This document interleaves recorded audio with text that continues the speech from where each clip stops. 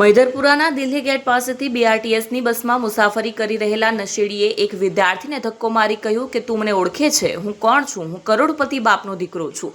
મારી ઘડિયાળ જો, 2.5 લાખ રૂપિયાની છે. આજો તને બતાવું છું, આ કોકેઇન છે, 5,000નું આવે છે. તેમ કહી માથાકૂટ કરી ડ્રગ્સની પડીકી અને ઇન્જેક્શનની સીરીઝ બતાવી ચપ્પુથી પેસેન્જરોને ડરાવવાની કોશિશ કરી હતી. યુવકનો આ વિડીયો સોશિયલ મીડિયામાં વાયરલ થયો હતો. મૈદરપુરા પોલીસ અને ક્રાઇમ બ્રાન્ચે સંયુક્ત ઓપરેશન હાથ ધરી નશેડીને મહારાષ્ટ્રના જલગાંવ જિલ્લામાં 40 ગામમાંથી દબોચી લીધો છે.